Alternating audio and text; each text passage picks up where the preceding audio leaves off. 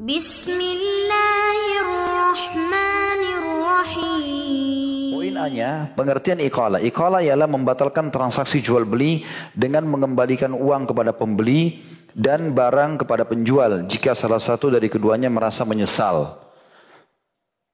Hukum iqalah sendiri, iqalah hukumnya disunnahkan jika salah seorang dari kedua orang yang melakukan jual beli memintanya. Berdasarkan sabda Rasulullah SAW, man aqala musliman bai'atahu aqala Allahu athratah. Barang siapa yang menerima pembatalan seorang muslim atas jual belinya, niscaya Allah membatalkan atau menghapuskan dosa-dosanya. Jadi ini transaksi, pastikan teman-teman tidak ada di agama lain. Enggak ada di komoditas lain, cuma kita saja. Sekarang handphone ini saya jual kepada seorang teman saya muslim. Sudah terjadi transaksi. Dia sudah bawa pulang. Tiba di rumah nyesal. Waduh 10 juta. Mahal benar. Tadi kalau saya beli handphone 5 juta lebih baik. Dia kembali ke saya. Khalid ini kayaknya kemahalan saya mau kembalikan. Dalam Islam saya dianjurkan terima. Iya ini ambil duit mau kembali.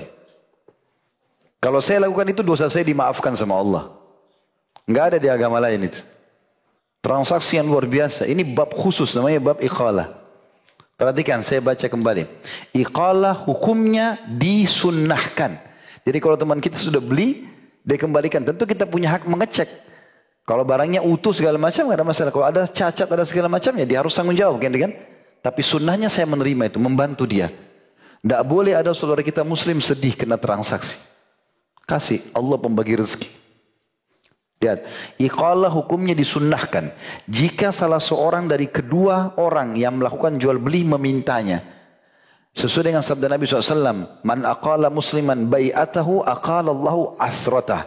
Barang siapa yang menerima pembatalan seorang muslim atas jual beli, karena dia menyesal, dia butuh duitnya, maka Allah menghapuskan dosa-dosanya. Juga sabda Nabi SAW, man aqala nadiman. Ini lebih jelas lagi. Aqalahu Allahu yaumal qiyamah.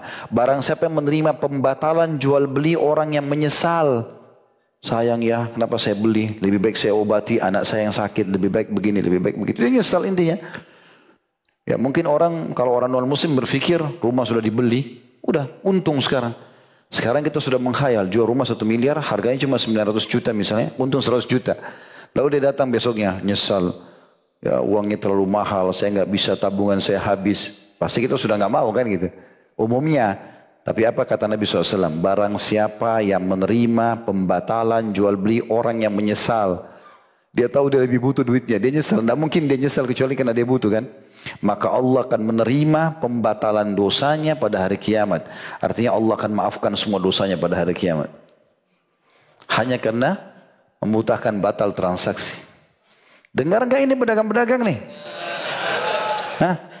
Jangan cuma tahu untung terus. Orang nyesel kembalikan. Enggak ada masalah. Saya subhanallah pernah ke Australia waktu itu, diundang sama teman-teman kita muslim di sana. Ada transaksi jual beli. Rupanya kami masuk ke toko pakaian, saya mau belikan baju anak-anak. Saya salah lihat harganya. Rupanya dia tulis di situ kalau beli sekian dapat diskon sekian banyak itu atau dapat bonus sekian. Saya pikir itu sudah seperti itu, ternyata tidak. Dia ada nilai tertentu kalau dibeli segala macam. Waktu saya bayar, kok banyak benar nih bayarnya. Tapi karena saya waktu itu tidak terlalu ikuti kursnya, saya pulang ke rumah terus saya hitung-hitung sama akhi yang sedang undang saya. Waktu itu kita di Sydney, terus kayaknya ini ada salah transaksi akhi. Coba kita kembali Ustaz, kembali. Habis kembali ke tokonya memang ternyata tulisannya seperti itu. Saya bilang saya nggak paham. Tapi sudahlah, kita kan sudah selesai transaksi. Saya sudah anggap ini sudah sah aja. Bilang nggak Ustaz, di sini nggak masalah orang.